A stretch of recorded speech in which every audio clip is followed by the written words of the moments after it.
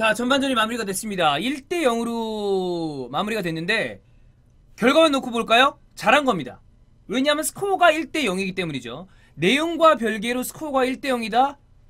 무리 없이 한 거고, 오히려 포르투갈 입장에서는 기회를 잘 살리지 못했다는 평가를 받을 수도 있을 거예요. 경기가 어떻게 끝이 날지 모르겠지만 제가 봤을 때 이거는 몇몇 장면들이나 선수들 개개인한테 이야기하기가 되게 애매한 게, 일단 기량 차이가 많이 납니다. 좌우측에 있는 비나그리나 디에고 달로트는 울버햄튼 맨유에 있는 선수죠. 사실 감독들이 애슐리 영을 지속적으로 쓰지 않았다면 달럿은 꾸준히 주전으로 나와도 문제가 없을 정도, 맨유에 맞다 이런 거는 차치하고 EPL에서 어쨌든 레귤러로 뛸 수 있는 정도의 실력이고, 비나그르는 20경기 아마 20경기 넘게 나왔을 겁니다.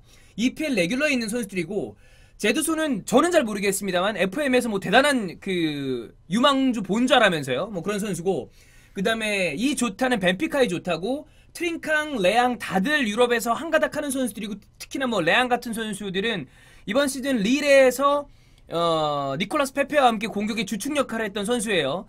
니콜라스 페페는 대부분의 유럽 상위권 팀에서 다 노리고 있는 선수들이고, 릴이 2위를 했죠. 갈티어 감독이었던 걸로 기억을 하는데, 갈티어 감독은 이번 시즌 리게앙 최고의 감독상을 받았을 겁니다. 거기에 공격의 메인을 잡고 있다는 것 자체가 얼마나 대단한 선수인지 알 수 있을 것 같은데, 제가 아쉬운 거는 우리나라와 이 포르투갈의 기본적인 이 전력 차이로 생각을 해봤을 때 정정용 감독은 백5에 가까운 선수비 후역습을 가지고 온 것으로 보입니다. 그러나 공격이 좀 된다 싶으면 앞으로 우르르 올라가요. 그러면 얘네들의 공격적으로 이 효율적으로 공격하는 두세 명의 이 경제적인 역습에 두드려 맞을 수밖에 없어. 그게 아니라 중후반부부터 보여주었던 그냥 내려앉아 있는 공격, 그리고 기회가 있을 때 이강인, 전세준, 조용우로 이어지는 우리 역시 경제적으로 이어질 수 있는 역습으로 마무리를 짓고 슈팅을 마무리하고 내려와서 수비를 해야 돼요.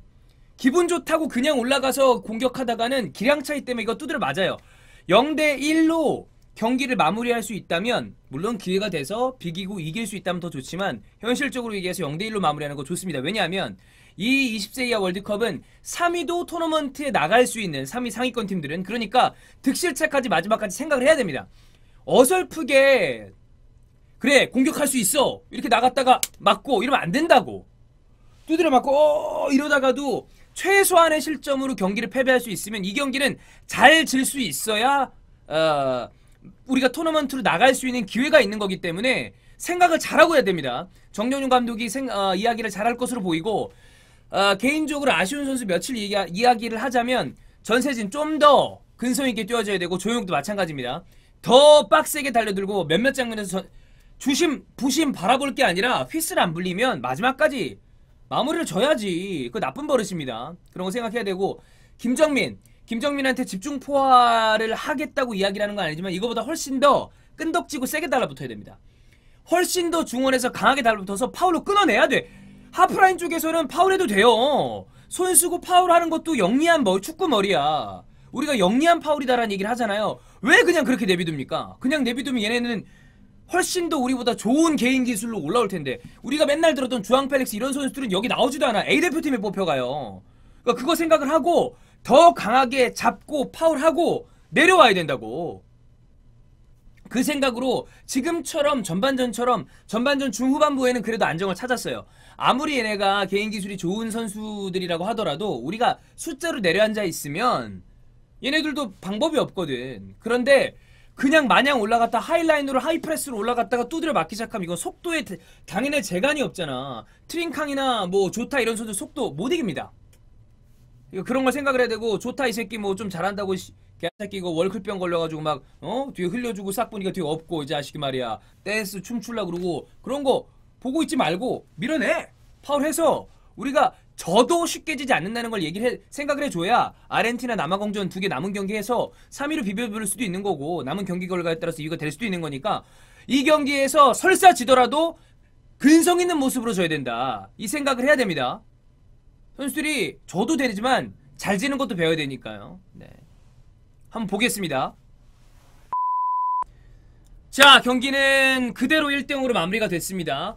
후반전 들어와서 비교적 선수들이 전반에 약간 정신없이 얼탔던 거를 정정용 감독이 수정을 해줬는지 내려앉아서 수비를 잘하는 느낌이었고 20세 이하 월드컵 그러니까 연령별 대표팀들의 경기가 이런 패턴이 많이 있어요. 경기를 잘했던 팀이 생각보다 결과로 이어지지 않으면 후반전에 말리는 거야. 포르투갈은 자신들의 전력이 앞서 있음에도 불구하고 패스를 만들어가면서 경기를 전체적으로 지배했다기보다는 우리나라가 올라왔을 때 역습 위주의 공격을 하려고 했었던 것 같아요. 그게 전반전에 먹혀들었는데 후반전에 라인을 좀 내려놓으면서 그런 역습 찬스가 많이 나오지 않았죠. 그러니까 그 수비벽, 우리가 두 줄로 서 있던 수비벽을 깨끗하게 뚫어내거나 효과적으로 뚫어내지 못하면서 이렇다 할 공격 찬스가 없었습니다. 반대로 우리는 전반에 비해서 그래도 안정적인 모습을 좀 보여줬었고 그래도 굳이 따진다면 아쉬운 부분이 있긴 있었습니다만 나름 투지 있는 모습이 있었고요. 그리고 후반에 교체돼 들어온 엄원상이나 오세훈 같은 선수, 오세훈은 아산무공화에서 꽤 기회를 많이 받고 있어요. 근데 뭐 실제로 키가 크기 때문에 높이를 이용한 포스트 플레이도 가능하지만 발미도 나쁘진 않은 선수거든요. 어쨌든 공을 떨고 노는 모습이 두어 번 좀 좋은 기회가 있었고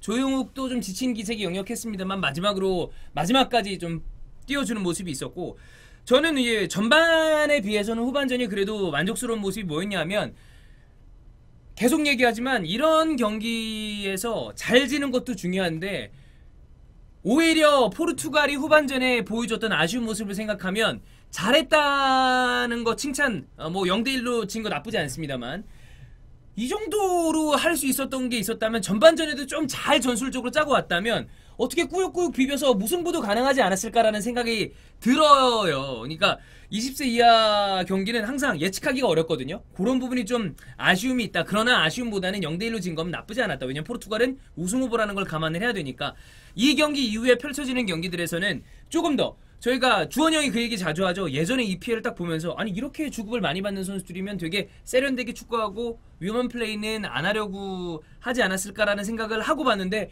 훨씬 더 막 들이댄다고 얘기를 했었잖아요. 그러니까 닭이 먼저인지 달걀이 먼저인지 모릅니다. 걸레 수비라고 우리가 흔히 얘기하는 헛슬 플레이를 하기 때문에 주급을 많이 받는 건지 주급을 많이 받으니까 그렇게 몸을 날리는 플레이를 하는 건지 뭐가 먼저인지 모르겠지만 유럽에 있는 정말 뛰어난 수비수들 비디치 보세요. 코 이렇게 돼 있잖아.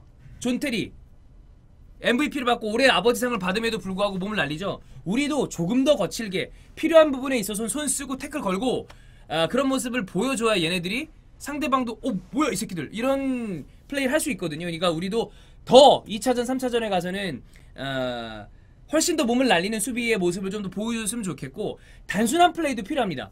여러 명이 쫙 올라가서 막 따라닥닥닥닥닥닥 빡빡빡 이렇게 올라가는 것도 좋아. 근데 그거보다는 길게 때려놓고 이강인의 킥이 워낙에 정확하니까 조용욱과 전세진 혹은 엄원상 오세훈 이런 선수들을 통해서 소수의 공격으로 효율적인 공격을 해나가는 것도 우리가 필요하다 이런 생각이 들고 포르투갈한테 이 정도로 했다면 남아공이랑 아르헨티나한테는 이거보다 조금 더 좋은 모습을 보여줄 수 있다고 보거든요. 특히나 아르헨티나전이 어려울 걸 감안한다면 남아공한테는 승점을 따줘야 됩니다. 그걸 생각을 했으면 좋겠고 이 정도면 첫 번째 경기 졌기 때문에 결과적인 것만 놓고 봤을 때 뭐 잘했어 뭐 이거면 최고야 라고 얘기하기는 어렵지만 이 정도면 사실 경기 전반전에 밀렸던 거를 감안하면 나쁘지 않은 결과다. 아까도 얘기했지만 0대1 한 골 차로 진 거는 3위도 우리가 토너먼트에 올라갈 수 있는 걸 감안한다면 득실차 게임으로 봤을 때 나쁜 결과만은 아니다 라는 생각을 할 수 있을 것으로 보이고요.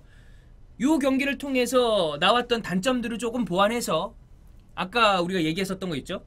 더 거칠게 밀어붙였으면 좋겠다.